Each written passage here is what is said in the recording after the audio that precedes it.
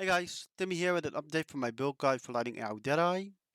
As there haven't been too many changes between 3.20 and 3.21, my old build guide is still gonna work. In this video, I will give a brief recap on the lighting arrow build and highlight the changes made in 3.21.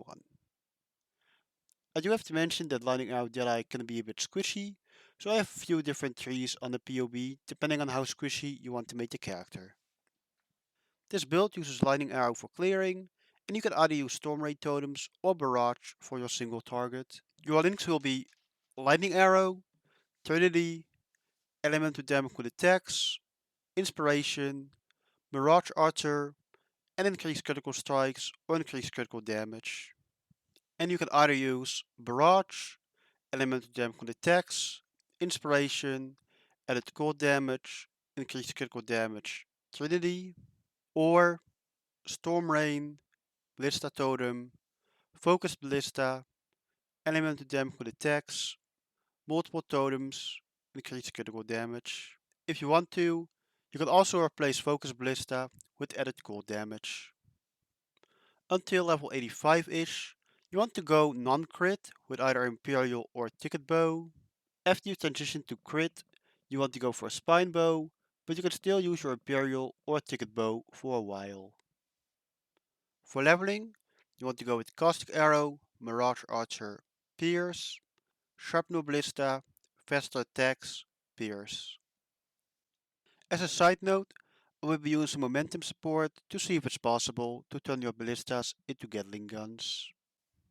Afterwards, you want to use Rain of Arrows, added cold damage, Mirage Archer, and Sharpnel Ballista, Faster Attacks, Pierce, or maybe momentum. At level 19, we'll pick up Precise Technique for 40% more damage. At level 20, we pick up Graceful Assault for Onslaught. At level 22, we pick up Point Blank for even more damage. Because of Graceful Assault, we want to make sure that our accuracy is higher than our maximum life. If you feel like you need more accuracy, you could either go for the Weathered Hunter nodes, or you could go for the Acuity nodes. We also want to pick up Primeval Force and get the hits have a 25% chance to treat enemy resistances as inverted mastery. Because we're already penetrating resistances rather than reducing them with curses, this mastery is perfect for us. Our main links will be Rain of Arrows, Mirage Archer, Trinity, Element to damage with attacks, Storm Rain, Ballista Totem, Legenbot projectiles, added cold damage. We also want to use Blink Arrow, Fast Blink, Hell of Ice, Purity of Elements, Sniper's Mark, Blood Rage. For your first lap, you want to go for Gathering Winds. After Act 6, you can pick up Tornado and Hydrosphere to help you with bosses. You can also replace Hulk of Ice with Determination after you get the Mana Reservation nodes. Around Act 8, we can pick up Master Fletcher and Multi-Shot so we can get 2 extra projectiles and swap to Lightning Arrow. Around this time, you want to do your second lap and go for Ricochet because you get +1 to chain. For your third lap, you want to get endless munitions so you get even more projectiles. When we get to maps, we can pick up some more life, accuracy and spell suppression nodes. For early bows, you're looking for big elemental damage and attack speed on Imperial or Ticket Bow. Likewise, you either want a broadhead or primal arrow quiver with big damage and attack speed.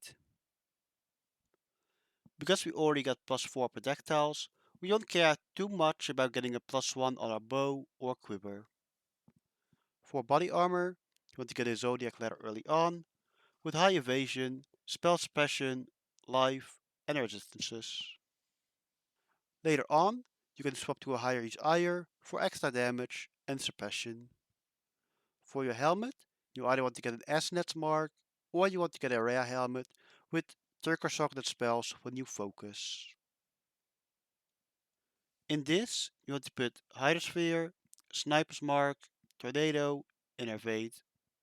Be sure to replace Innervate with Power Charge on Crit after you go crit based.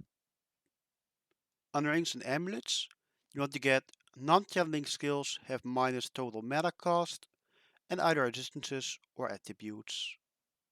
Be sure to get a lapis or a gate amulet if possible.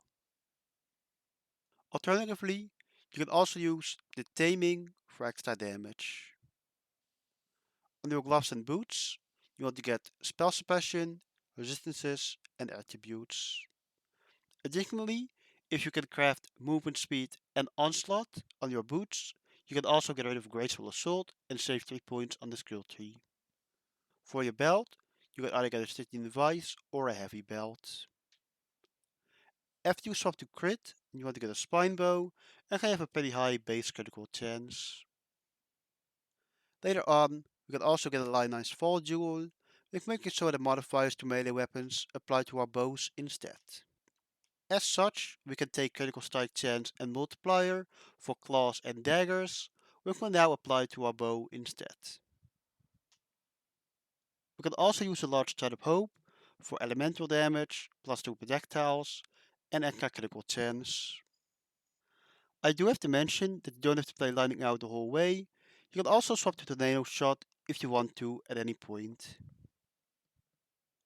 I will personally be playing this build in the East Orient Exiles Private League, where I will provide daily updates on how I feel about the changes and the build in 3.21. I will also be doing a few practice runs over on my Twitch.